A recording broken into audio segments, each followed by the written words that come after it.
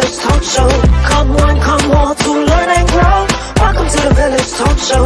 We discuss what people need to know, empowering them to learn and grow. We discuss what people need to know, empowering them to learn and grow. Give praises to Jehovah, from whom all blessings, blessing and knowledge will flow.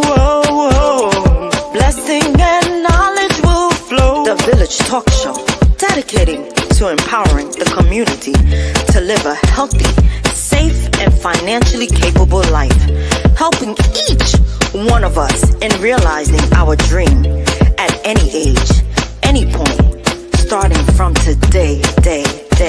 Success. Come one, come all to learn and grow. Welcome to the Village Talk Show. Come one, come all to learn and grow. Welcome to the Village Talk Show. We discuss what people need to know, empowering them to learn and grow. We discuss what people need to know, empowering them to learn and grow. Success, if not spoken, it is done. Success is done. Come on now. The Village Talk Show. Talk Show. The Village Talk Show.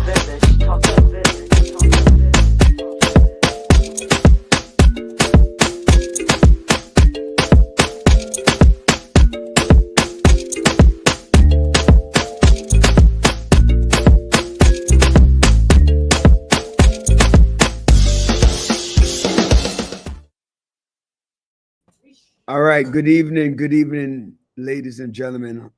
How we doing? Where did John go? He's just right here. Welcome to the Village Radio Talk Show. Right here on YouTube, on TuneIn. I think we're on Spotify now, right? Right? Is that correct? Not yet. Not yet. Trying to set it up, and then on a few local stations, but most of all, please press like and subscribe to our YouTube channel, the Village Radio Talk Show. How you doing, Andre? How is everything going? There. Just really trying to finish up working on my book, an expanded version of it, as I mentioned the other day. So, Time Transcendence, Collective Awakening, the expansion version should be released by tomorrow. So look out for that, folks. And support your boy. Are you doing a book signing? I mean, something that. Yeah, I'm gonna do that. When I did the first book, I didn't really do a lot of those things really. So, but this one really is more so of the workbook version itself. I don't think like the screen blocking, so can't talk about it. But pictures is pictures in there, and the poems, and then activities on reflection. One of the things I emphasize a lot to people is heavy reflection. That you have to reflect on yourself, reflect on the things you do, so you can become a better person. But you don't become better by yourself. You become better with others. You work on yourself, but you need the help of others. It's like a community. So that's essentially something that I really push in the reading. It's a book of poetry. All right. So, yeah. I like the concept of it's really a village, but I'll take the community. Yeah, no, the village is part of it too, So village, community, but we're the village. So that's the word we need to use here. Yeah. Hey, John, how's everything going? How are you doing? Everything all right. Everything's good. What's going on, gentlemen? What's up, villagers? Hey, welcome to the first Thursday in May 1st. That is true. The first day off. So I was expected to see you today, John, but I didn't see you. See me where? Bayside High School. For what? The mayor unveiled his budget. I didn't get an invitation. I'm sorry. She told me that. I thought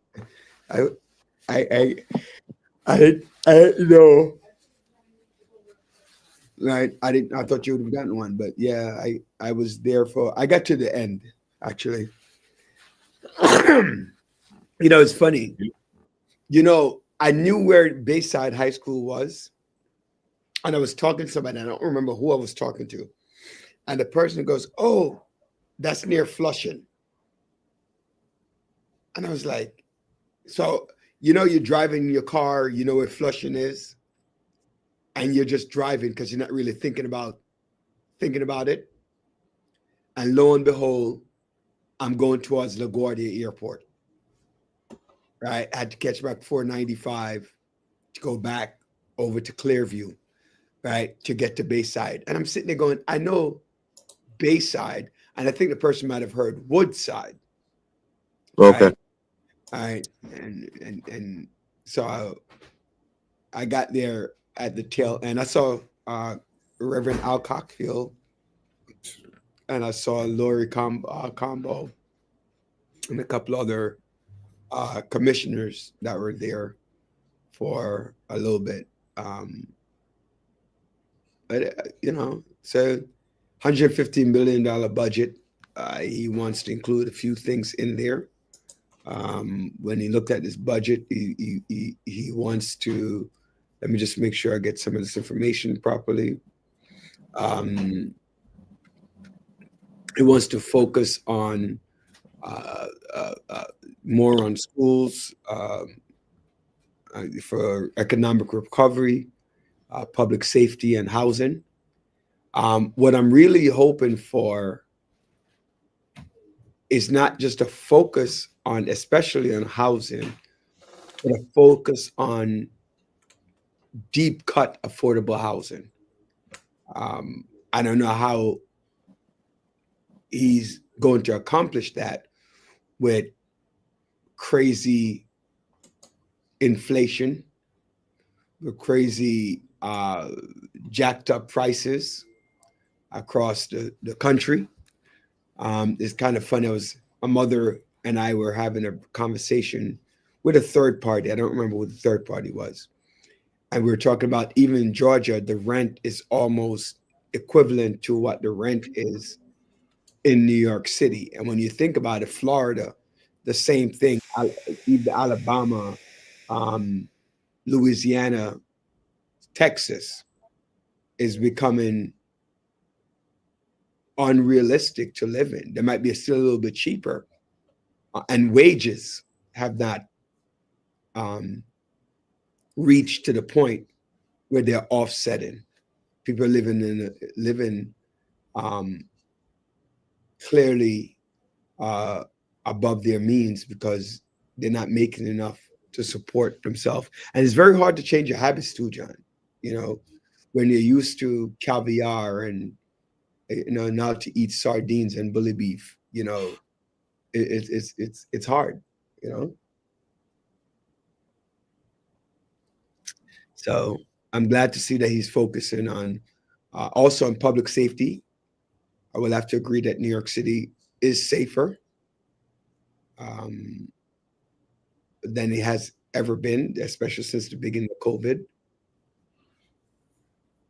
Right. So the boys are doing some stuff, but I'm in a quagmire. Why? Why I'm in a quagmire? Well, I'm a little bit disappointed that he wants to run as an independent, but I think that he sees that as a clear path to victory for him. He doesn't really have to spend money on the primary because he is the independent candidate. So, like, while others are spending millions of dollars, primary, he doesn't have to. But he still have to go out. And, you know, I actually saw Zelno Myri's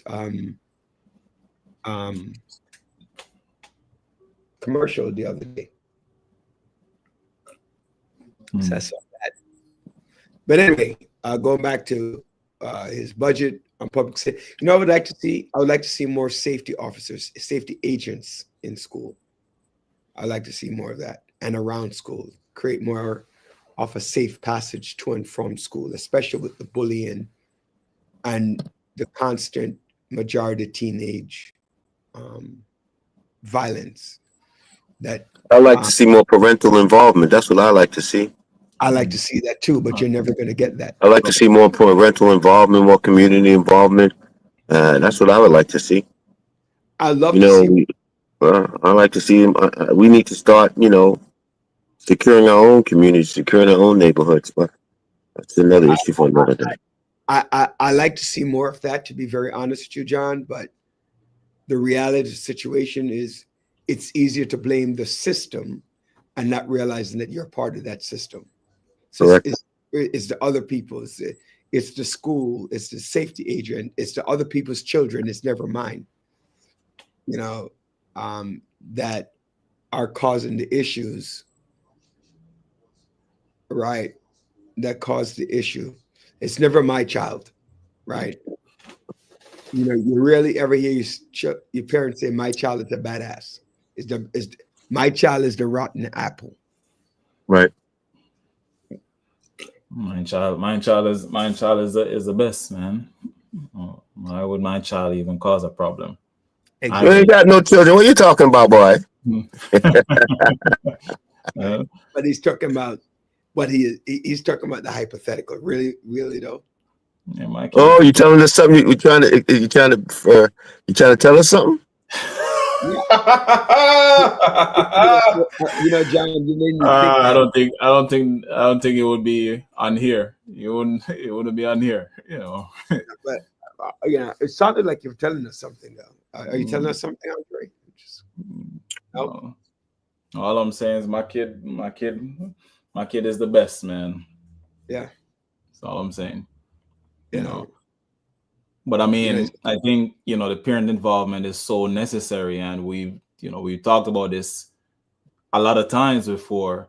And it's just like, what is it that's gonna make parents come? I remember my school one time we had like a giveaway for parents, and parents show up, and it's like they were there for that prize. That one prize, it was actually a TV. Fried chicken and Kool-Aid is the expression. It was, food. People come to places for food, money, prize giveaways, and I mean the amount of parents we saw that night was crazy. They were waiting on that TV, and it was like, wow, this is what it means. This is what we have to do to get you up here to just really be, engage in your child's just schooling. Some parents might be so busy and all, but you put the right thing out there, they put the right lure, and they're taking time off from work. I met with a principal on Monday of this week regarding something else, and she brought up a very good point, a very interesting point. Like maybe the governor should put into play, especially in New York City, work days. So just like you have jury duty, you have parental duty. You have what? Parental duty. So what you do, a parent will go to, on this day, the parent is not taken away from the parent from work. It's not a sick day. It's not an annual leave day. Is that it's a day that they go to school. So they get up to 4 days in a year to go to the child's school to see what the issues are, spend a day at the school or volunteer at the school or do something on that day at the school. And that's their responsibility. That's their job. I like that idea. And it doesn't count against them to say they're taking days off from school. I like the idea. That's good. Yeah, I thought it was a brilliant idea to get increased parental involvement. Yeah. Mm-hmm. So I thought it was good. But you're right though. Kool-Aid and fried chicken. Right? Why you got to be racist and talk about Kool-Aid and fried chicken? You got to be. Hey! It's not about being racist. I think like. Why can't it be? Why can't it be some wine and salad? because that wine might work, but not the salad. Everybody's on a health You know, conscious kick, you know. That's not that true. is true, because so funny enough, my students know Salad's what always time leftovers. my students know what time I eat, right? So Mhm. I do fasting, intermittent fasting, start eating at 12 and don't eat at and finish at 7. And so I'll be in class many times now, and the students will be like, Mr. Doman, isn't it time for you to eat? And they always see me with a fruit, with my juice or something. So earlier this week, since as we had the exam and all, I did like a Squid Game activity, in preparation for the exam. You trying to do the state exams, but also do it like a Squid Game. And I was like, whoever win, get you all something on Friday. And I say, give me the choices. And the first choice I heard was something regarding fruits, like a fruit salad and all that. And Uh-huh. I must be influenced, because they see how Right. I carry myself, and Right. so, Mhm. kids really watch you. They watch you as how you teach, how you speak and everything. I mean, I think that my students are sometimes obsessed with me because they have names for me every day. Mr. Badman, Mr. Jamaican, Doman. Bad man, Andre. Hey, I tell you, it's so it's so funny, man. So, when you have such an influence, that that's what you use to really kind of change the mindset. And if you influence in the students' mindset, you soon see them start going home. Ma, I want this. Ma, I want that. And you're not Yeah, even giving. that you're engaging them, man. You're engaging them. You're coming to that level they can relate, you know. Yeah. So So sometimes you relate to those children more than the same things that you do in school. You bring home to your children, and your children reject it. yeah. But they love to see their teachers doing it.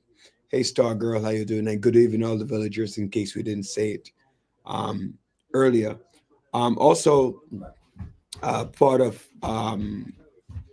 Eric Adams' economic recovery plan is that he wants to prioritize support for small businesses, workforce development, and infrastructure improvements, right? So just now we're just talking about public safety, schools, and what we need to do. And John talked about public and parental engagement, and we have to continue that. But I want to make sure that we point out that building infrastructure, providing jobs, Yeah. right? That also, and maybe you know what? Maybe they need to. They might need John. They might need to.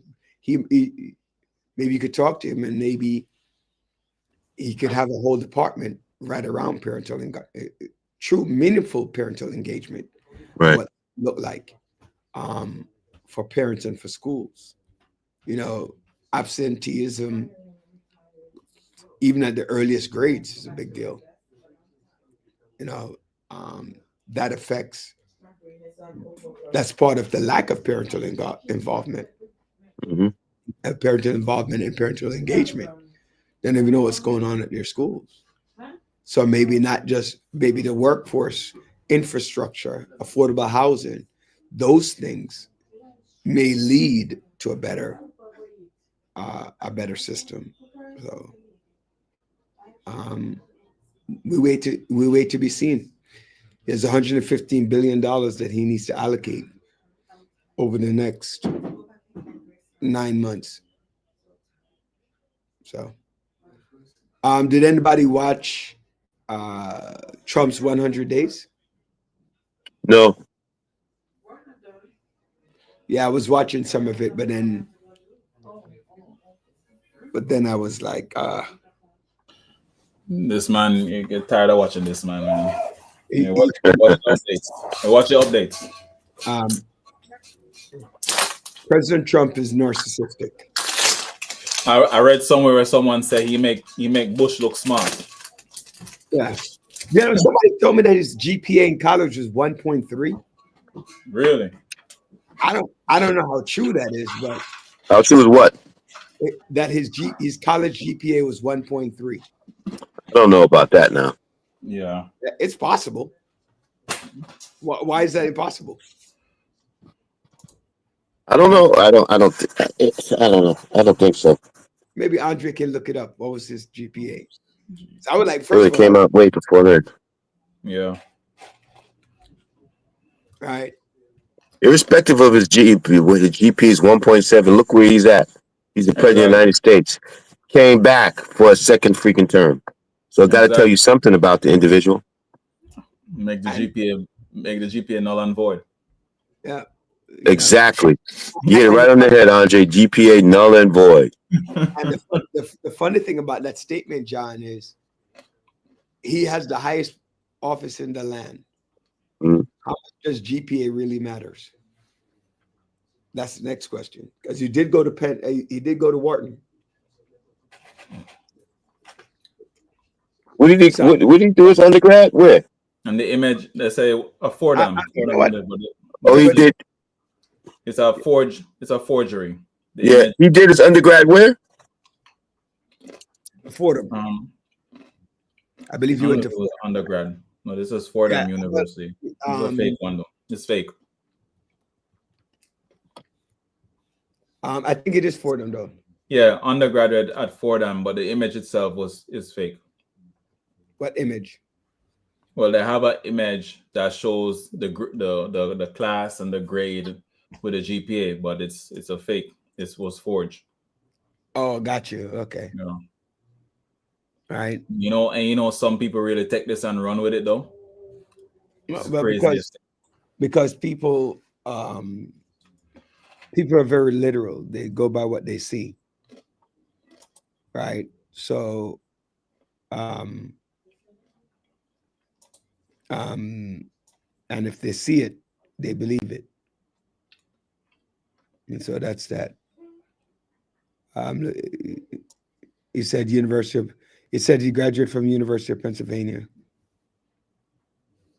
Probably another one. That's what it says. He graduated from the University of Pennsylvania. Businessman, and it says he only has a BS.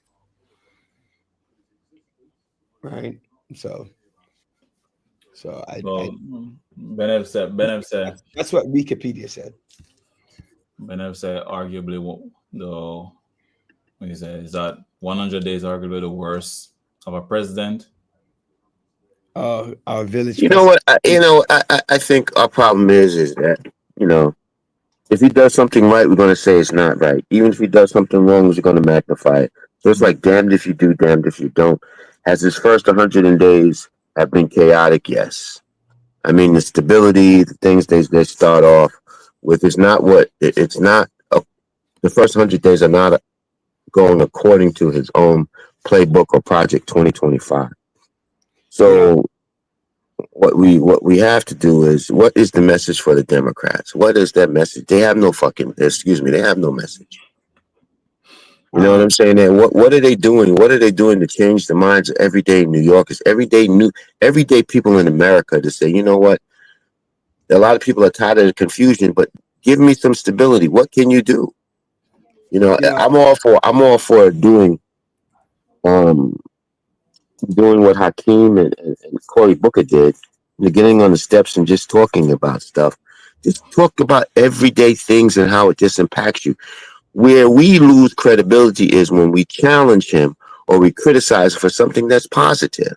Acknowledge it, accept for it. Hey, this is a positive thing that the president is doing. However, we wouldn't have been in this predicament if he did X, Y, and Z. So, I mean, that's why people look at us. People look at the politicians and just saying, we're all hypocrites. The same people that told Andrew Cuomo to step down are some of the same people who are supporting him now. One of the things that President Trump said during his interview, when I forgot who the reporter is that interviewed him. One of the things that he said, the reporter asked him about people are upset that they voted for him. You know what he said? He said, what? I don't know where you get that from. And I'm paraphrasing. I don't know where you get that from, because this is what I ran on. Mm. This is what I ran on. So the people voted for me, and I got, you know how he does that. I got millions and millions of voters, and you know how he does that arm thing, and his, you know, the voice, and it's like, oh, the voters and the this and the that, and I had so much this and so much that, and millions more people voted for me, and this is what the platform I ran on, you know. So he was, you know, I like to do the Trump things, but that's what he said, right? I ran, and people voted. They voted for me. So I don't know what you're talking about when you say people are upset about what I'm doing, right? I didn't lie. I told you. This one. He told you exactly what he told everybody what he was going to do. You know, Everybody. but I, you know, the one thing I should say that I didn't expect though, What? is the length that he was going to go through to do it. That is what caught me by surprise. Like, you're deporting a legal person that has no criminal record, right? Because Do no due process. Fuck. He You're says the hell with right. due process. You get the Right. due process if you're able to get back here. You can get the due process. Otherwise, than that, you're on your own. Even like the judge, right? Even like the judge in Wisconsin that the FBI arrested, Huh?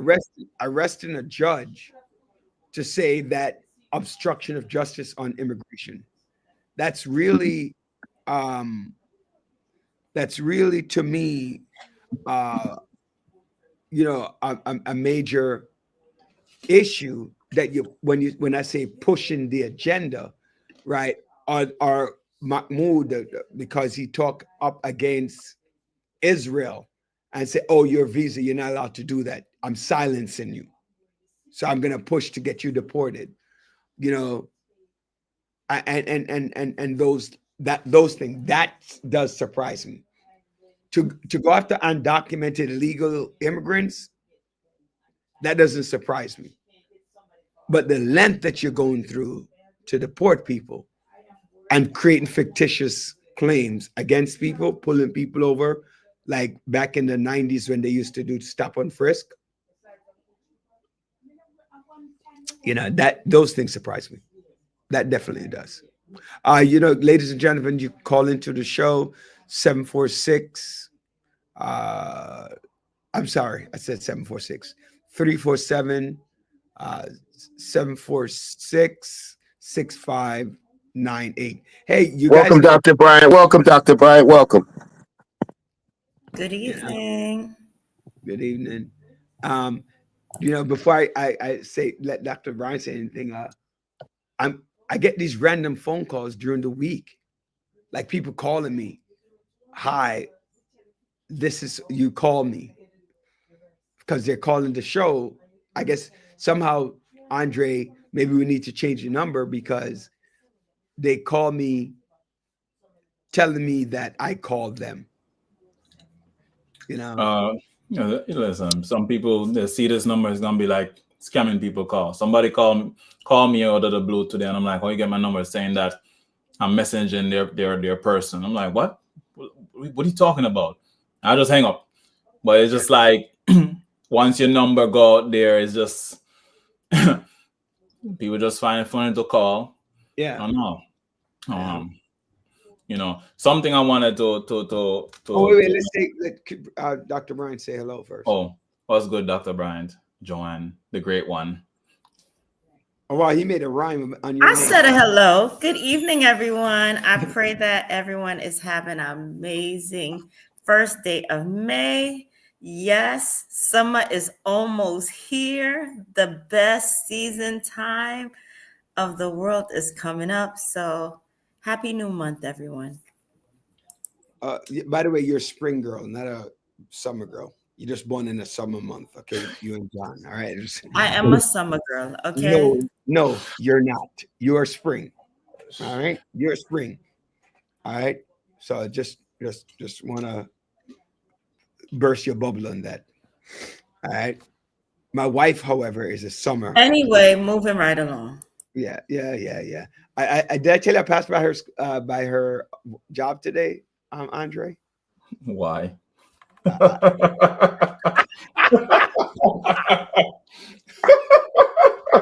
He was stalking me. Oh man. Oh, that was funny. That was funny. I showed up. I went to go see her, you know. And Andre, she was looking good too, because there were like two very good-looking guys in her office. Oh She's man. She's gonna cancel me in a minute, boy. But I'm gonna wait till she mute me. Yeah. Yes, I am about to mute you. But so for real though, because we just highlight Trump and some negatives. Well, Mhm. as John was highlighting how damn if you do, damn if you don't. So one of the things he was concerned about that he always talking Who's about he? is Who's he? Trump. Okay. It's about China, and they advancing with tech and so on. And China already have their kids in like 6th grade. And just even like the younger grades already learning how to use AI and really making that work in school. And so he signed an executive order to bring AI into K-12 schools in hope that it's going to build a workforce, equipped to use and advance the growing technology rapidly. And so, that could be considered something positive. I mean, even in here at DOE, when ChatGPT came out, they blocked that thing, and it's still blocked on the servers. People still use it. There was another one called Magic School AI, which teachers are able to use, but it was just one of those things where I'm like, if this thing is becoming so, pertinent and really impactful, it's a necessity that we ensure that even the youth know how to use it in the classrooms, right?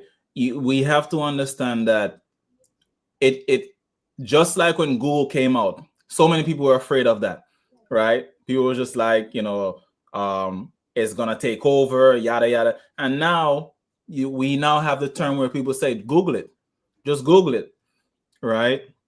So just as how there were, what's the word I'm looking for? If like kids were gonna use plagiarize some sort of work, and they use Google to find it to help them do their plagiarism, teachers, educators could figure out how a kid plagiarized by using whatever tools Google and other web searches allowed.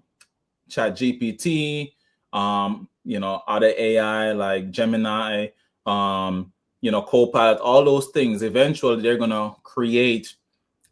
gonna end up creating some sort of way wherein people can check for plagiarism. A lot of these companies, these big tech companies, are already estimating billions of dollars in profit for the next 4 years. We're still in the early stages of the AI, innovation stage. So, despite talks of possible recession coming later on, but that's one of the things that I would say, him going on about how we got to get our young people really into this AI and understanding this AI race, understand the technology itself. I think that's valid. Yeah, I think so too. Karen just texted me. I don't know if it's relevant or not, but that Eric and the Democrats are in the cult, the corporation. I'm just reading it. I'm just. No, Roger, certain times, just certain feedback that you get or every message. I tell you why. I tell you why I read it. I agree with you. Not important. No, I do agree with you. I do agree with you. But I only read it because I get a lot of phone calls that says, "Oh, you're always ignoring my comment." No, you don't ignore her comment. She actually always posts on screen and you share it, and sometimes it shouldn't be shared. And that's the truth. So the thing is, if you know certain personalities and certain individuals are a certain way, it's cool once in a while, but not everything needs to be said. All right, I agree. So let's move on. This right. is Mental Health Month. So, wait, before we switch to that topic, let's stick on Trump for a minute. President Trump. Oh God, I need mental health after you mention his name. A lot of people do. Amazon earlier this week actually itemized the charges, and then They they took double it down Yeah. on what the tariffs, how they showed how they placed the tariffs. Mhm. So you have taxes, tariffs, and the cost, right, of a product. And so Jeff Bezos and Trump were initially at war, and they kind of worked it out. They took it down to really show the impact of tariffs from foreign countries on America. Mhm. Stores like the dollar stores, in my mind, the Dollar Generals, what is that called? The one with the green awning. What is that one? That's a dollar store, right? It's called a dollar store. Is that what it's called? Dollar Tree, probably. I think Dollar Tree. Dollar Tree. The Family Dollars. They're going to go out of business because they actually do sell products from foreign countries that they get at low cost, right? And so his economic impact. And then the second thing is that he was fighting against Kevin, like out of sight, out of mind. Who was the speaker before Mike Johnson? Kevin McCarthy. Mhm. He was fighting against him about raising the debt ceiling. Now the taxes that he is implementing and the cuts for the top 1%, top 10% of America, right, is now affecting the debt ceiling. So the economic impact. And the last thing I want to say, so that Dr. Bryant don't get a stress and needs some serious medication for mental health, is that he boasts about the gas prices being $1.98 on average, but the gas prices have gone up in the last few months. Like right now, I know John and I used to tout about right at Utica Avenue and Clarendon Road. Both of those, the Shell and the Mobile, would sell Mhm. cheap gas. Now Mhm. the 887 is at 305, and They caught up. They caught up to what's going on in the community. Yep. in the nation, right? Not just in the community. So Donald Trump talking about gas being around 198 is not a true indicator of the amount of economic impact that is having on the nation. People are really, the average day-to-day person is struggling, right? Is really struggling to make ends meet. Mhm. I'm telling more and more people, the better, even though the interest rate might be high, you're better off looking to owning. Well, not even that, Roger. Even the food pantries, man. The long lines. Yes. Oh my God. Around the block. Yeah. There's Baraka and East 95th. Oh, forget it. It is always around the block, Avenue goes down like 2 or 3. around the block and across the street. Yes. Baraka Church is on Flatlands and And 95th Street. yeah, over there. And you go there, you pass by when they're doing the food pantry. Liberty Hall Cathedral. It's 96. I'm sorry. Right. And it goes all the way down to 94th and Bend the Corner. For people who want food. But even you go over there in East New York and Starrett City. I mean, the lines, 6 o'clock in the morning, people are out there, man. Yeah, it's absurd. The economic impact of what's going on. People, ladies and gentlemen, I don't normally talk about organization, but organization like neighborhood housing services, like ENF, that helps you to get you to homes. Figure out being the first. You need to start looking at first time home buyer, and start looking to pay, because you're paying almost the same amount of money for rent that never stops that you're going to pay for mortgage that will remain the same, but increases for taxes. So it's crazy. It's crazy. Dr. Brian, you're talking about mental health. This is driving people crazy. People, they're taking out, being very abusive. I want to talk about one thing. You know what else? Don't get there yet. Go A ahead. lot of the organizations that's available to help with crimes and just so many different organizations, the fundings are cut Yep.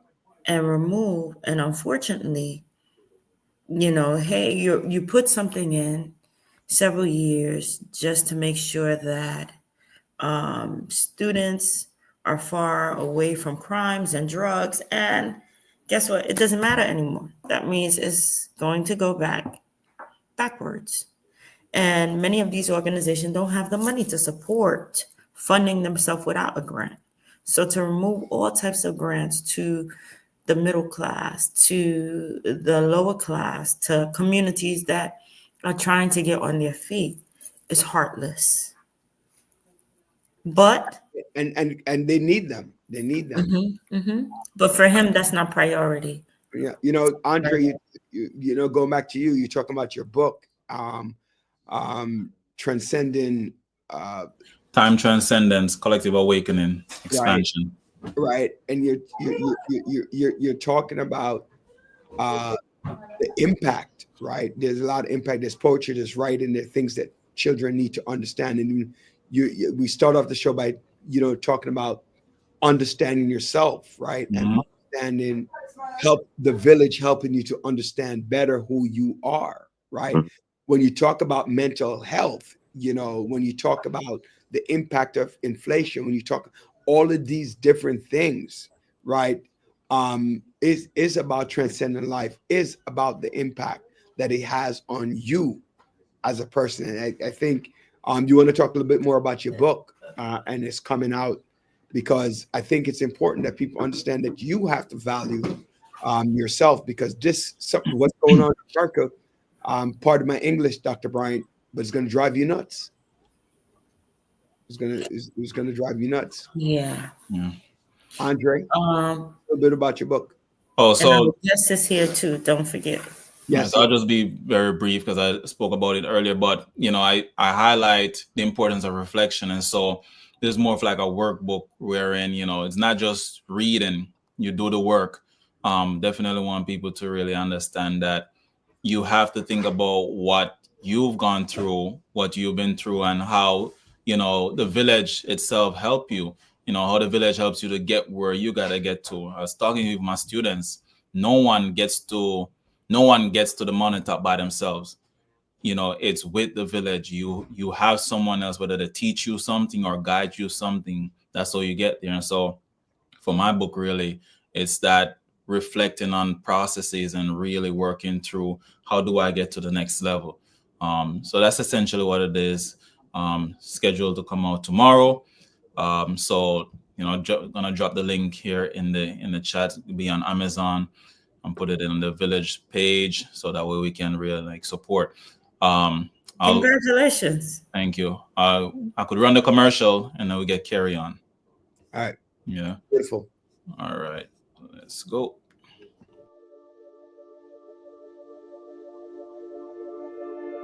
Footprints Cafes now offers Caribbean flatbreads, available in 11 mouth-watering flavors, including favorites like jerk chicken, curry chicken, honey garlic chicken or shrimp, ackee and saltfish, garlic cheese, and more. Our flatbreads are satisfying and can be enjoyed by the entire family. So make it a flatbread night at Footprints and enjoy the fusion of flavors. These flatbreads are so good, you might just have to fight for that last piece. Good thing there's plenty more where that came from. Get yours today from any of our Footprints locations. Want to enjoy your flatbread at home? Then order on Uber Eats and get it delivered right to your door. We'll see you there.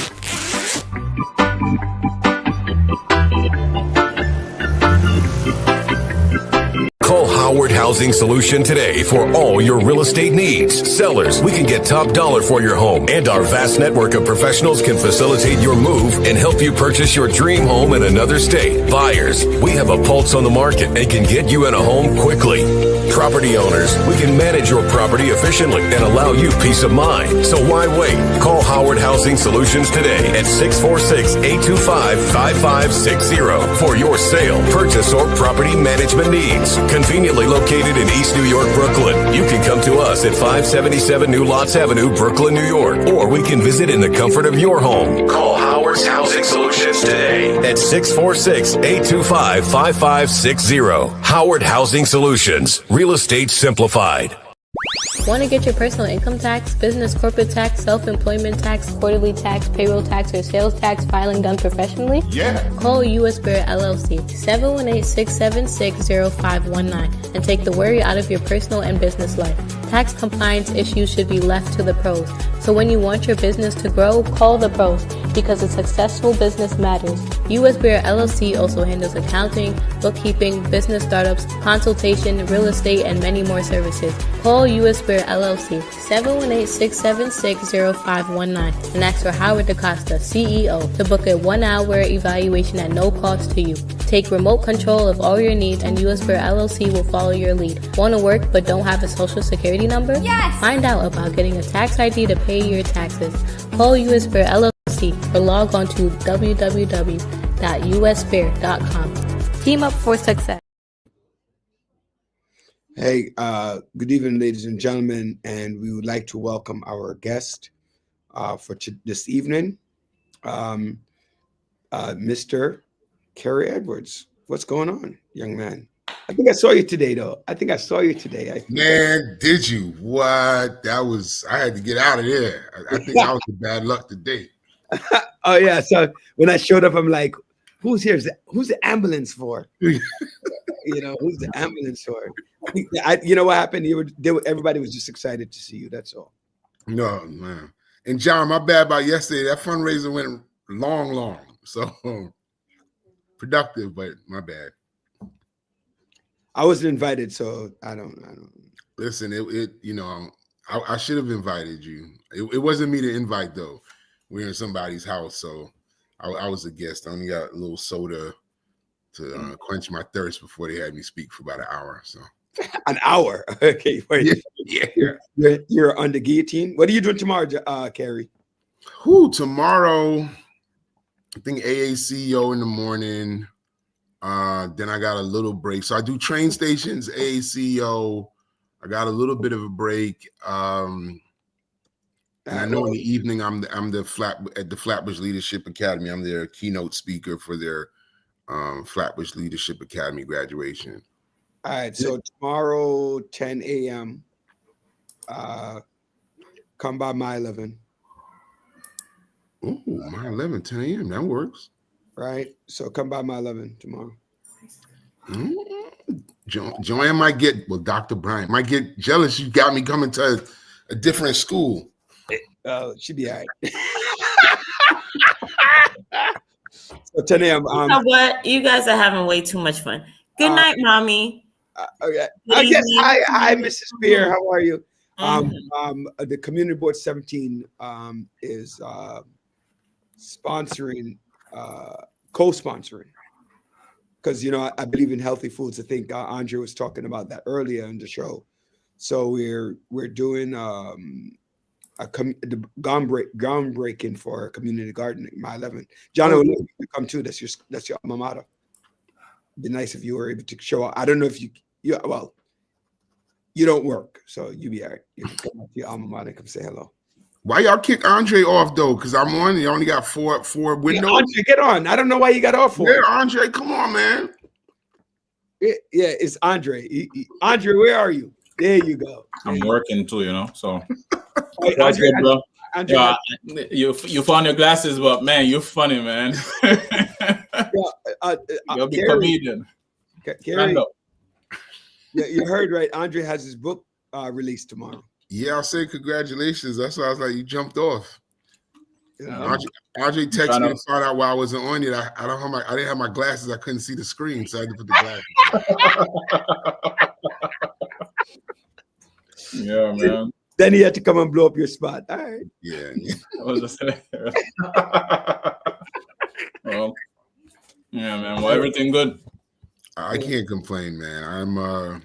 I'm tired in a good way, and so I'm out 6 a.m, train stops, this, and that, and then I try to cut Wait, down. you didn't tell people what you're out and about doing. Oh, so let's. I'm Fine. sorry. You know what? That's true, Joanne, because we started talking to him like because we know who he is. I'm sorry. Yes. Who are you, Carrie? So good evening, Village. My name is Carrie Edwards. I am a candidate for Brooklyn Borough President with the All primary right. election. I got my shirt on, Carrie Edwards.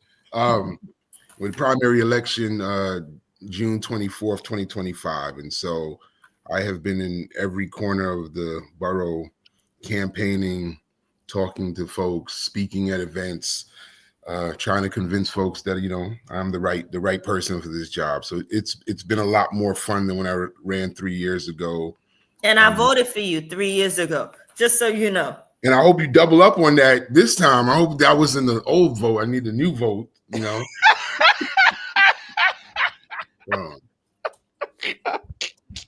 You know, like the vote don't carry over, Carrie. Yeah, I did. You know. Lord Jesus. But it's always a pleasure to see you guys. I know it's been a long time coming, so Andre, I won't blame you for that, but I blame Roderick for that. Wow. Only because, listen, John and Dr. Bryant were like, listen, when you can get on the show? I was like, I didn't get that invite yet. Wow. Wow. By the way, just for the record, you still haven't got the invite yet, so I don't know what the hell you Anyway, he'll be coming back next month, just so you know. Wait, who's the boss here? That's why the boss got blamed. Okay. All right. Andre, you're the boss. So I'm blaming you. I don't know. So, Carrie, can you please tell people more about you and election coming up, and how are you different from who we currently have as the Brooklyn Borough President? Yeah, Carrie, before you answer that, doesn't Joanne know that part of running for office that the people have to know that you are approachable and could have a good time? She got it. Oh, she's like all serious and stuff. Hey, man, you know, don't be shaking your head at me. By the way, you know we fight all the time. Yeah, I mean, you know, y'all are. But one thing I'm gonna say, Joanne loves and adores you, brother. She speaks your praises no matter where, what, and so that's a good thing. You know, you gotta. You know what's beautiful about Dr. Bryant? My sister Terry Ann, and she's just about. I think she's like a little bit older, maybe a couple months older than my little sister. So she got a little close to it. So she got lucky. Yeah. Anyway, the question was, tell us, you know. So the beginning of the stump speech thing, and in politics, if you guys hear enough of these elected officials speak at different events, you'll hear them say almost the same thing in the same way. I try to switch it up a little bit just because if I notice people in the room, I don't want to keep saying it. But so my starting conversation is that I have been a lifelong Brooklynite. I've lived in Brooklyn half a century plus. So you could do the math there. 27 years of my career. I've been in public service, starting out with Assemblyman Nick Perry as my first job in politics. And actually, my last job in actual politics was for your co-host, John Sampson. So I have had a plethora of amazing people who taught me what it was to really be good to community and to talk about people and put people first. My claim to fame outside of working for John was working for Brookdale Hospital, where I was a vice president there for over 8 years. And within that, really tried to change the trajectory of how people thought about healthcare in impacted communities. You know, my role was to turn Brookdale from a place where you go to die to a place where you go to live, and they save lives. Joanne, don't laugh, because that was real. That those victim goals. Actually, Brookdale was learning. My mother hates when I say that, but Brookdale was known. You know what? Some people still feel the same way. You know, when you have when something is labeled and identified, and that stigma is still associated with it. But to be honest, when there's major event like a gunshot or something like that, the first place they go is Brookdale. for life-saving. So it's contradictory, because the thing is, people are afraid to go, but then in order to live in a major crisis, this is where you go. Yeah, I mean, we saw things, you know, John could attest to this, right? When John was working to save Brookdale, former Assemblyman and Councilman Charles Barron was like, he wouldn't bring his dog there.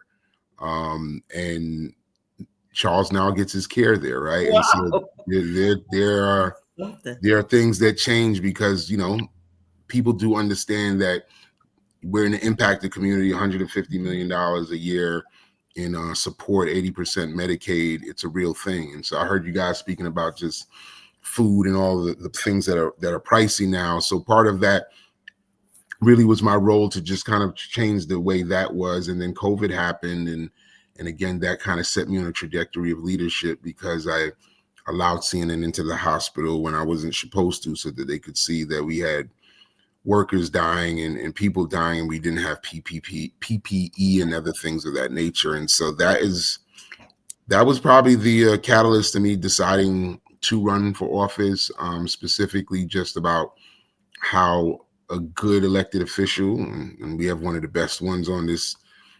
show, put people first. And when you really put people first and you care about folks and you do that in the right way, then you save lives. And even though I can't climb Mount Everest in one shot, I can get closer enough to do enough for people. And so I'm excited about this run.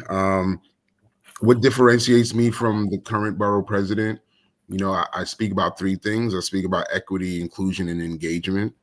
You know, Brooklyn is 2.7 million people, different races, backgrounds, creeds, genders. And so in order to be the borough president, it's not like running a district. It's about being there for everyone as you best possibly can, to include them in the process, to include them in your decision making, and then they'll be engaged in the process. And so the difference between me and the current borough president is that he picks and chooses the communities he goes to. He picks and chooses the communities that receive funding.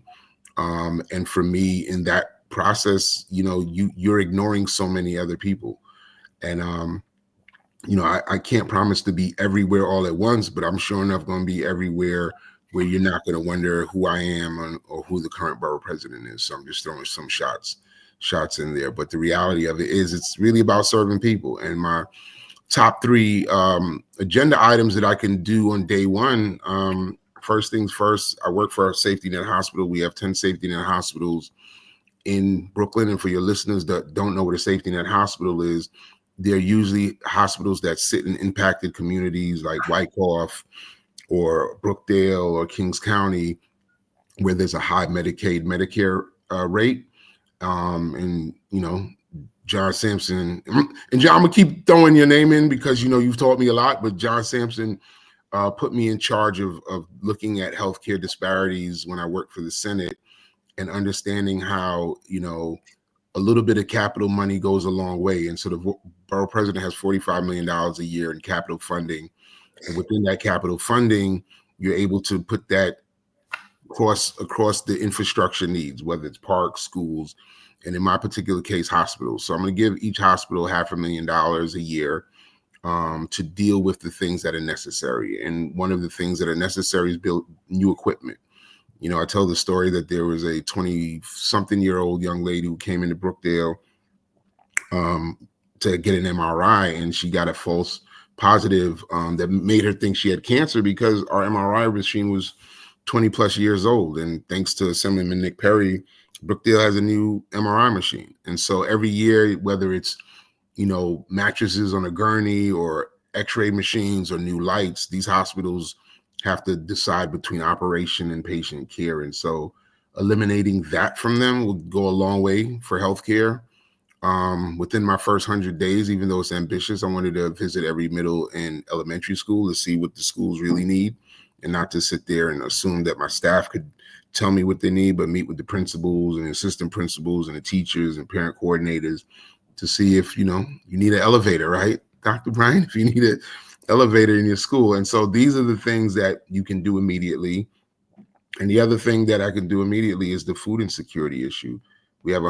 We have 250,000 people that go to bed hungry at night, but only 152 food pantries. And all it takes is an investment. And when you have a capital budget where you can help build out fridges or even spaces, now you're able to give those folks, to John's point, who was standing on line 6 o'clock in the morning for food, that you're not throwing that food out at 4 o'clock because it's been sitting out all day. So definitely we will need you because of all the cuts that they're doing to every food activity or food grants or schools now. So that is something that we would need. Yeah, I mean, again, what we do for schools in schools, right? Principal Ashley taught me that phrase, and we've been doing that phrase and looking at schools differently. And really, it's I always feel like the ceiling is built before the kids get in there. And if it's too hot in the summer and too cold in the winter, nobody wants to learn. And so, at minimum, what I can do is support schools that way. Can I answer this question though? Because it's been up for hours. Yeah. So, yes, I do consider myself an advocate for immigrants. I am the direct result of a Guyanese and Trinidadian immigrant who came here to make a better life for themselves. As best as I can protect any constituent from ICE, I will. One of the things that I did learn working with Assemblyman Nick Perry, he had an immigration office in his office, and he was one of the few state and city people that had that. And so I want to do that at Borough Hall, have under my general counsel office an immigration attorney to help people figure out the things they need to. Hopefully, Trump will be out of office and we're not deporting folks. But in that thought process, what I'm able to do is to create a safe space for people to feel comfortable being in this country and however they got here and not get deported. My neighbor and I was talking about, construction workers and how there's so many of them are not coming to work because they're afraid of getting grabbed. Mm-hmm. So, but what about the judge who tried to safeguard and protect the individual who ICE was ready to arrest? They arrested her and thought it was a joke to actually publicly put her out there to say, hey, this is what we're going to do, the fear tactic. So if you're going into political field, you're going to open up a location, an immigration location inside a city hall. Will then you become a target? Will you become a target for that? Yeah, I mean, and I think that's part of service, that no matter what you do, when you do something right, it's not like you're going to have people who are not going to try to attack you. I do appreciate the City Hall thing, but I ain't running for mayor, but Borough Hall will work. Borough Hall, City Hall, all of them. But the reality of it is that you are going to be a target, and in anything that you do that's right, it's going to be issues, and I think that's part of the job. Ms. OD, you got a lot of questions. So, funds for grants. The Trump administration is starting, obviously, to kill the money that's coming to not-for-profits. I do really feel that these were things that were going to happen at some point, and that they're not necessarily teaching not-for-profits how to fundraise, to do things to keep them sustainable. I would like to see a lot of the not-for-profits who do similar work team up. It's kind of like we're a lot of times in silos that we're like, oh, I'm going to work in this school and this one's going to work in this school, and we're all kind of money grabbing. I think this is really going to teach us how to work together. And again, building on those relationships, building on having kind of these not-for-profit boot camps, as well as just kind of utilizing that thing. And so the example that I'm using when I say that thing, there are a lot of folks that do like band and music for kids, right? There's one group in Coney Island, there's another group in Bed-Stuy, and they're all going after the same money if it's not an elected official. Imagine now if all you guys pull your money and you just use it regionally. It changes the dynamic of how many kids you can affect positively. And so one of the things I do want to do is a Something to Do program, where it is I will use my money to keep schools open later, the non-community schools. And by keeping those schools open later, what it does, it allows those not-for-profits that are doing good things in the community to have a community space. And so instead of you having to fundraise to now pay for a space to keep the school open, you now basically are fundraising to do the project or the program, because I basically have used my money to keep the schools open. And again, it won't be every school, but it basically will be the ones in the impacted communities. So I want to skip a little bit, Mr. Edwards, too. I'm glad. I want to say that recently I've been going around the city, the Brooklyn, and I've seen you downtown Brooklyn. I've seen you, like I said, today in Ocean Hill, and clearly your mother, Eleanor Bernard, was iconic in terms of her role from the Caribbean. I believe she was the Trinidadian person within your parenting piece, and also your dad being Guyanese. I have a convoluted. I have two questions, but I'm going to ask them one at a time. You're going to represent a borough, if elected, of diversity, right? You have your Caribbean, your Russian, your Chinese, your Korean, and then when you have your Caribbean, you have the breakdown, right, of all the different Caribbean aspects. Tell me, a little bit touch on Olivia's question, but what are you doing now to help to reach those Caribbean in like things like your mother did to try to reach the people that she was directly involved in the impact? So, what are you doing? That's one question, right? Before I lead to the second question, you could go ahead and tell us about how you're reaching our Caribbean or immigrant population, which is Brooklyn, the primary melting pot of New York City. Yeah, I mean, look, it's touch points. And like I said, this part differentiates me from my opponent, because I have no problem going into not only Caribbean communities, but immigrant communities and having these conversations. My social media has been really good, because I think part of that's how you inform folks. So, yesterday I was at a park, helping clean up with the Asian community and talking to them about their fears of immigration and their issues behind education. And a lot of it is about conversation. I wish I knew everything. I wish I was as smart as you, Roderick, or Dr. Bryant. But in order for me to get there, I got to really just be in the room, having conversations, asking you what you need. When I door knock, I asked the folks, well, I'm in your neighborhood in Canarsie, I'm in your neighborhood in Flatbush. What are you concerned about? And interestingly enough, I could go through the plethora of those things, but the one thing that they say the most is that if I spend my time and waste my time to vote for you, when are you showing up for me? Are you going to wait 3 years to show up for me? And that has been so impactful, because the trust in leadership is gone, right? There's not like, again, John, I'm sorry if I make you blush, but, I walk through Canarsie and they still know John Sampson's name, because John was in the neighborhood, walking around, meeting with folks.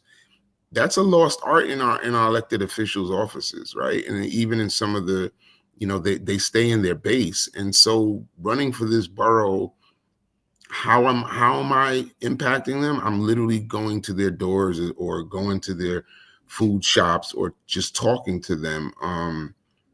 And then that's the way I felt like, I'm living my mother's legacy, because my mother loved to talk. She loved to ask people questions and yell at them if they're not doing the right thing.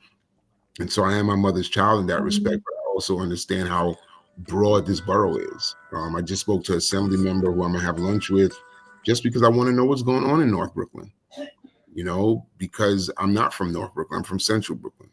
I spent a lot of time in Coney Island talking to those folks, because I just want to know what the Russian community feels and what they feel, how they're feeling ignored. And so I have a plan. When I worked for Elliot Spitzer, he took a plan that Mario Cuomo did and has regional reps. And so for me, I'm going to have reps for not only each community, but each community board. And so therefore, I won't ever miss a step, because the expectation will be that the constituent services that I run will be able to listen to everybody. I may not be able to solve everyone's problems, but the number one thing that people do need is someone to feel that someone listens. And so, you know, when you door knock, people tell you, oh, you can only spend 3 or 4 minutes on the door. I remember Assemblyman Perry saying that. When I door knock, I'm spending 20 minutes on the door because I'm getting to learn how people feel about things. So that was a long to my first question, but to your first question. So I'm ready for the second one. So the second one, I'm very destroyed, and this actually goes to both you and John. I know how I feel, and I could speak for Dr. Bryant on this issue, and I think we all feel well, let me say this: we all feel the impact of Ariana Young, right? The Guyanese young lady who was brutally murdered in Guyana. I think over the weekend or end of last week. What are some things that here, child abuse? I have 2 stories, but I'm just going to stick to this one. Child abuse and children's need becomes so important, so impactful. What are you going to do as the bar president? You can't guarantee, but ensure that youth violence and violence against youth will be something that you'll focus on in your administration were you to become the new bar president. Yeah, so I have already a history of that. I started a gun violence program at Brookdale because the year before I got to Brookdale, there was 185 penetrating traumas, right? Which meant every other day there was a gunshot victim in East Brooklyn. And 64% of that was from young people. Commissioner Tisch was at AACO last month, and she talked about, even though crime is down, teenage and youth crime is up. And so the Something to Do program is the first wave or the first defense of that. Because what happens is now when you give children something to do, the level of violence or the level of attention to violence is not there. So when you open up these schools and start keeping these schools as community schools and having programs for these kids and keeping them occupied, there automatically is that level there. The other thing too about funding is I want to equitably fund, the Cure Violence groups, but not just about going on and having shooting responses, but impact them in a way that they're teaching the soft skills that when they do get a possible shooter or a perpetrator of a crime, that they're able to kind of quickly help rehabilitate them versus they end up going to jail. Because part of where we are not investing in our kids is that we're teaching them ABCs and 1, 2, 3s, but we're not looking at the world that is out there. And so Ms. OD says the times are different. Yeah, the times are different. And so by us not paying attention to our children the way I was able to pay attention to mine, or our parents were able to pay attention to theirs, it starts to give you lost souls. And really the investment is really about keeping them occupied, making them feel that they're important, listening to them. Dr. Brown, I don't know if you started at PS 155, but at the time, but I came there and I did, I helped Ashley put together her student council, and we sat there and the kids were, somewhat interested, but there was this one young lady who, has an IEP and needed it, one-to-one, and she flourished. She did her stuff. She ran for office, and I heard a couple weeks prior she was in a full brawl, but somebody paid attention to her. And the reality is that we have to do a better job paying attention to our kids, because then that's what ends up happening. And so I won't be able to stop, gun violence and gang violence, but I could really put a dent in it with the support of other people and the support of putting programs in place where we're not, what I call it the functionalist theory, where we're not just continuing to make sure we have crime so that we have punishment. It's a weird balance. All right. I know I'm asking a lot of questions, but I want to ask one more. Yesterday, was it yesterday or the day before? Donald Trump gave his 100-day in office interview. Tell us about your first 100 days. You started touching on some of the stuff that you want to do immediately. Tell us about your first 100 days. So my first 100 days, day one, I get to walk into an office and sage the office and do what I need to do there, right? Jokingly, but I want to have Borough Hall as a place for the people, not necessarily a place for meetings. And so the first 100 days, my expectation is that I'm not going to be in Borough Hall outside of having a meeting. And what I say is that we have 18 community board offices and several city council offices. I want to do constituent services. 19. 19. Wait, 19 city council offices? Community boards, I believe. I think it's 19. No, 1 to 18. Man, don't have me crazy. I'm 17, and I believe there were 19. But all right. Oh, okay.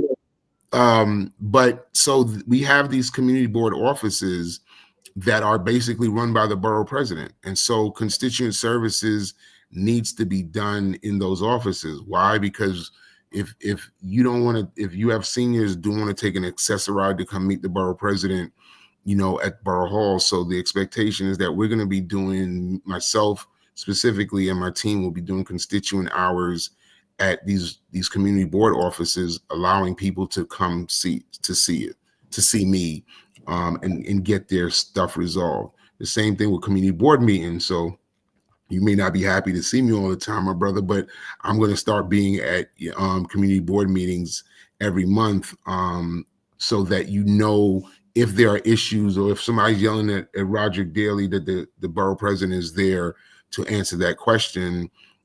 Because a lot of times, people elect you and then they want to see you. And so my first 100 days between that and the schools will be how I move around. So I expect to put a lot of miles on my car, but I also expect to be in a lot of places where I'm shaking hands. And then I want to do the fun stuff, right? I want to bring back Wingate and Seaside. I want to start having the things that, even though these times have changed, have made Brooklyn special to a lot of folks. The Mermaid Parade in Coney Island and those kind of things. I full 100 Miss Wingate. I remember taking my wife to go see. All right, Roger. Let me say, you know what, Carrie? I think that's great. My concern about this campaign is more so those regions in the, in downtown Brooklyn, Clinton Hill, the Brownstone Belts, Williamsburg, those areas, which seem to be supportive of your opponent. So how would you tackle those, Goose? Because with those areas, they vote, which surpasses the votes from, central Brooklyn. So what can you do to pull those votes out, man? To, introduce who you are and what you're all about.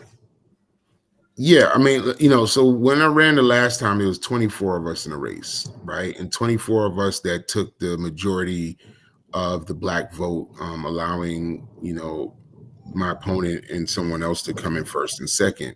So I have to run up the score on the base, but to your point, the last 2 weeks I have been door knocking in the 52nd, the 44th, and the 57th, which is the highest voting areas in really New York City. And the hand-to-hand combat of sitting there and being on the doors and introducing myself, giving a different option has been really beneficial. The fundraiser that happened for me yesterday wasn't one of those districts where there is this reality that even though the people running up the score, this particular gentleman has not been inclusive or even engaged with just that assumption. And so, the building that I was in yesterday, 1,400 people are registered to vote.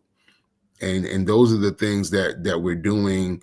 And honestly too, I need my black and brown people in Central Brooklyn and South Brooklyn to come out and vote, because then it'll all be for naught. But to have those particular individuals decide to do meet and greets, fundraisers, and answer me when I'm at the door has been really impactful. And then there are other communities too, John, that folks have ignored. The Muslim and the Asian communities are well into the tens of thousands in terms of registered Democrats, and no one is really reaching out to them because of language barriers and all these other things. But I'm in Sunset Park. I'm in Brighton Beach. I'm gonna win this because I'm gonna do that work, and it's tiring.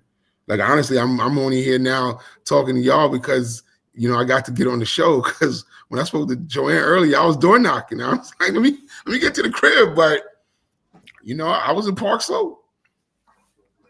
Yeah, One thing I could say, even to the villagers, one thing I could say about you, Carrie, a lot of people want to be elected officials, not primarily. They want to use an elected positions as a stepping stone to something else. And one thing I can say about you is you actually want to be able to help people. And, that is something that is lacking in a lot of elected officials. You genuinely wants to be an elected official just to help people. That's it. You're not looking to move up. You just want to have an opportunity to just take care of people. And I've seen you do it in the Senate. I've seen you doing it all over. So, my thing is, you are a genuine person, really, villagers, who he just really wants to represent you. He wants nothing else, just be able to. You can call on him. He'll be there. He'll provide whatever resources are needed to make sure that you're given the same opportunity he was given. Thank you, my brother. I hate to see people suffer, man. And it's something that, I was telling a story about to somebody the other day. No, I tell the story, ladies. In the Senate, we had to downsize, and we had to lay staff off or whatever it is. And there was one young lady that if we laid her off, she wouldn't have any health care benefits. So Mr. Edwards took a reduction in salary in order for us to retain this girl so she can maintain her health benefits. That's what type of person he is. Yeah, Tamika Freeman, man. We still friends. Look, for those who don't know me, so I'm a type 1 diabetic, and my mom used to call me her miracle child, because when I was diagnosed, I was in a coma. And so waking up, I have to pay things forward, and this is how I've been since 5 years old. And look, trust me, I have a good job that would have kept me traveling and fun, but even within that job, I'm helping people. And so, I just don't want to see my people suffer, man. And I just feel that, the borough president gives you domain to do a lot for a lot of people. Like I said, I'm not going to fix everybody's problem, but the reality of it is I want to be there for people in their moments of need. And so that's why I'm running. I'm really glad. How if people want to get involved in the campaign, how do they do that? www.Carrie Edwards, KHARI Edwards.com. Instagram, Carrie Edwards NYC. We have a cool challenge too, by the way, for your listeners. So if you guys log on to my page, we have this "Who are your people in your neighborhood?" Because we realize as the neighborhood has been changing, as communities have been changing, you don't even know who you'd go knock on the door to get some sugar from. So right now we have this challenge to see if you can name 10 people in your neighborhood, and then just post it back on the page. But that's the best way to get me. CarrieEdwards.com is the way you can go on the website, see our policy platforms, see where I'll be, see if you want to come hang out. We're doing some door knocking, canvassing, so that'll be really cool as well. Oh, it's Carrie Edwards NYC, at Carrie Edwards NYC. You have an event coming up, right? So I have an event coming up on May 17th. We don't quite know what the event is yet. Spoiler alert, Julian. But we are waiting for a R&B artists to commit so that we can have this event. And if this person doesn't commit, we're gonna have a party. So That's May right. 7th, Let's do it. May 17th. I will send it to you guys next week, but we are doing, it's the last fundraising deadline. And so we're expecting to raise a lot of money, but have a lot of fun. So any of the events that I do I try to have fun, to try to build community. Everybody's invited. So I will make sure, Roderick, that I get your permission so Joanne could blast it. Well, I think we have a commitment for the May 17th, but we'll definitely. I don't have an issue with New Jersey, I think. New Jersey, we have a commitment for. Remember, Margot is having the same. Margot and Deneen. It was at they're over their park. They're having their. Yeah, it's in the morning. I'm going to them in the morning. So. Are you going to them in the morning? All right. Yeah. So the village is actually going to be broadcasting from there on that date as well. So. And maybe Dr. Bryant will get her, because she likes to party. She definitely likes to party and dance. So I do. It's Andre you got to worry about. Andre and John. Well, Andre, if you're not there, come on through. Dr. Bryant already said she was going to be there, be in Jersey, so it's all right. But we'll take all her friends and her best friends, and we'll those who don't make it. Good evening, New York Cats, and good evening, Villages. We're talking to Kerry Edwards. He's running for Brooklyn Borough President, son of Brooklyn, son of the Caribbean. You see what OD said? Now that's the type of stories people need to hear. After all their questions, selfless. Yeah, that's what's up. Carrie, after all of her questions, you got her endorsement. Look at that. Well, listen, I've been working hard for that on this whole show, so I'm glad. John was the one that closed the deal for me, because I was suffering into that story. So there you go. I appreciate that. John, I didn't even know you remembered that story, man. What story? Oh, that with the young lady? Yeah, I remember that, man. Yeah, man. I went into his office. I was like, look, man, I'll take this pay cut. Because, she was diabetic too. Yep. Yeah. He said he would take, listeners, he said he would take the pay cut so the woman can stay employed so she can get her health insurance. And that just shows you what type of person he is. Look, she's going to make a donation as well. So there you go. Thank you. Look at that. My on a personal note, you talk about diabetes. My family, my grandmother had 9 children. 8 of them grew up to be seniors. I lost an uncle back in 99, and all 8 has diabetes. Wow. All 8. Type 1 or type 2? Type 2. All are type 2. So, so for your listeners, so type 2 is reversible. I mean, obviously Eric made it very famous how he reverses type 2 diabetes, but type 2 diabetes is really just a process of carbohydrates and starches, and how the body doesn't break them down. But if you literally put yourself, not necessarily even on a vegan diet, but if you put yourself on a protein, which could be meat and vegetables, your body will reset itself. And then also Amazon sells this tea called insulin that's really good for type 2 diabetics. So there's a lot. I mean, we could talk about that all day long. I've had this thing for 48 years, the insulin dependency, but it's type 2, man. It's workable if you could just cut out the addiction to the chips and the potatoes and the mac and cheese and all the things every Caribbean loves. I got to cut out rice and peas too. Mm-hmm. Peas have protein. Is the rice is the carbs. Eat quinoa. Yeah. So they're asking for the link to contribute. What is the link to contribute? When you go on the website, right by my face, it'll have a donate button.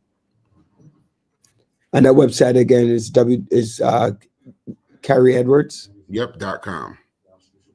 All right. All right, Carrie, I want to thank you for, showing up, showing out. Dr. Brian, make sure that I know That you'll be on in June. Yeah. In June before the primaries. When is the primaries, by the way? June 24th, 2025. Early voting starts June 14th, though. June 14th is a perfect time for you to come on around that time. Around Father's Day time. That's a perfect time. And I wonder what else is so perfect about that. Why? I have no idea. Carrie, do you have any idea why it would be a perfect time? I have an idea. I have an idea. God. So it's funny because I have 3 friends 2 days apart. So one is 15th, 17th, 19th. But I wonder whose is the 15th. Just wonder who the hell. Who's the 15th? Do you know? And it's a Friday, right? That's partying time, right? Is the 15th a Friday? I don't even know. No, it's not. Unfortunately, it's not. That was, we missed it. We missed it last year. So it's a Saturday. What the hell is the difference? No, it's not on a Saturday. Let me check. I don't even know what day it is. Oh, yeah. So I'm sorry. It's going to ask you your entire life except for your social security number. Because what happens, every dollar you donate gets matched 8 to 1. So they're going to ask you who you work for, if you work, if your mailing address is your credit card attached to it. So I'm sorry. So I really appreciate it, though. But it asks you questions to make sure you're who you are. Yeah. Yeah, it really does. Yeah.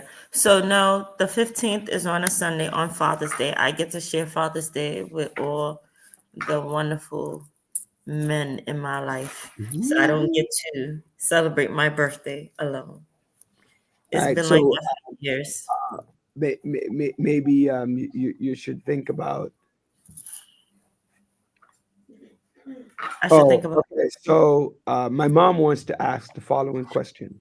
Mm-hmm. Oh boy, she came out of the kitchen with a knife in her hand, literal knife. I was like, "Yo, Mom, what is that?" It's like, did you guys not see me look up? And I go with my phone in my hand, I'm reading it.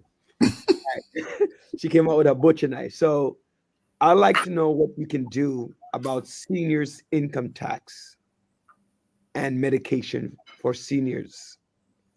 Because it's getting too expensive. Is there anything that you can advocate for in your office? I know that as bar president, you can't really make laws, but you can do a lot of advocacy. Tell us a little bit more about that. Yeah, so the plan for seniors is extensive and expansive for me. When my mom lost her life, she was a senior. So there's a few things. It's when, depending on the way the formularies work with the state of New York and how they do the reimbursement rates for certain communities, certain hospitals, it can help lower the plans a little bit. We have been advocating that seniors, when it comes to like utility bills, like Con Ed and stuff, that they get preferential treatment and not have to pay the full, the same way they get a discount for everything else. We did a press conference around tax lien sales, asking the mayor to forgive any senior who is on the tax lien list, to give them more of a better payment plan. And the Department of Finance has been helping in that. But a lot of it is just really me beating the drum. The federal government controls a lot of those things, and you'll start to see prescription drugs go up as they cut 340B plans. And so there's a lot of stuff that we're trying to protect seniors with. But I do think the reality of it is paying attention to our seniors and not excluding them. And in our community, we do that a lot, but in a lot of other communities, seniors are not, revered the way they should be. But at this point, the office I'm running for, that's the only way we can handle that. But I think that the state legislators will be a good place to start seeing how, they use supplemental money to support these prescription drugs prices that are going to go up. All right. Thank you for making sure that my mother don't kill me with the butcher knife. You heard that, Ma? Did you get the answer? Ma? Did you get your answer? Mm-hmm. West Indian parents, boy, they're never satisfied. Mm-hmm. Thank you so much, Carrie, for joining us. So it sounds to me like you'll be on around June. That sounds like about June 4th, around that time. Come back around. Which one? June 14th? No, you said Before June the 12th, the 12th or the 11th during that time. Let me look at my calendar. So I said June 4th because I was thinking about the date on a Thursday. Okay.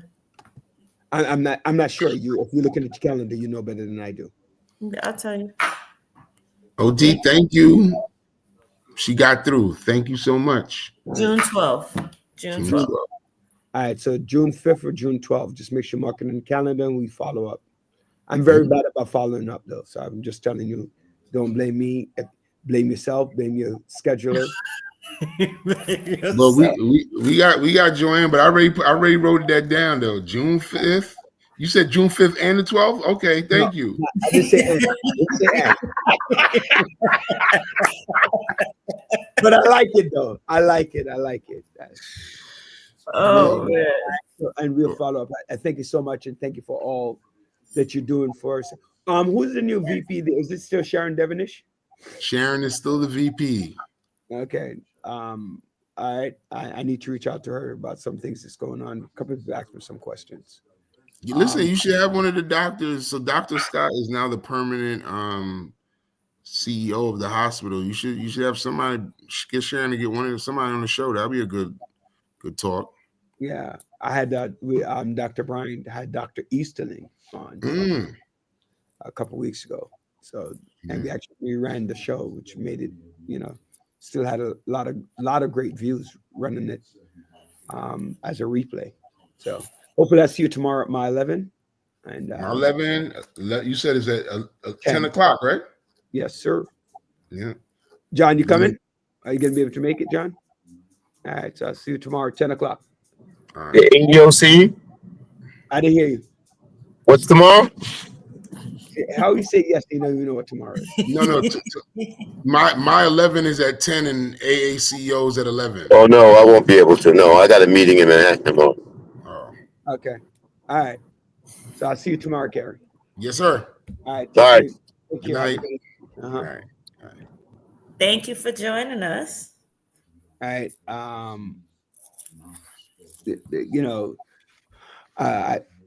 I didn't want to. The issue in Guyana with that young lady can be looked. It's 9 o'clock already. Wow. Yes, you see, time flies when you're having fun. Yeah, I didn't realize. By the way, Olivia, thank you for donating to his campaign. Yes. I'm sure he appreciates it. I didn't realize it's 9 o'clock. We didn't even get to talk about so many things. Well, we thank all the listeners for joining us this evening, for participating, for sharing, for liking us, and for supporting the different individuals that come on the show. Thank you so very much. You guys are awesome, and you make the show happen. So we thank you more than you know. So again, have an amazing weekend. Welcome to May. Happy May, and Mental Health Month. So until next week, be safe, be kind. Hey, I got a story to tell before we go. Oh, Jesus. No, it's just a short story. Yesterday was my son's team, like 10-year-old son, at a baseball game. And I was coaching. We were up 12-0 in the 4th inning. We get 3 outs, the game is over. All right, the final score was 12-11. My heart was in my hand. My heart was in my hand. But my kids, they pulled it out. They had a great time. I would say big up to my Brooklyn Bonnie Braves on a great win yesterday against the Brooklyn Sluggers. So big up to my Cooper. Good job. Oh, my son, the other son went 2 for 3. That's why he's saying yelling in the background. They don't care because I didn't shout him out. But he went 2 for 3 in his first very good performance at his middle school game. And he has one tomorrow. So I'll go see it. God bless each and every one of you. Please continue to like, share, and subscribe to the Village Radio Talk Show. I'm Roderick Daly, your host. Joining me is our co-hostess, Dr. Joan Bryant, our co-host, John Sampson, executive producer, Andre Doman, and our producer, Sophia Willissey. We thank you, and thank you to our guest, Kerry Edwards, for this evening, and all of you villagers for joining us. God bless you. Have a great evening, and continue to converse with us, continue to love us, continue to like us, continue to spread the word. God bless. Have a great weekend. Mother's Day is coming up, and happy Mental Health Day. See a therapist, talk to the therapist. Though you may think it, you're never alone. Good night.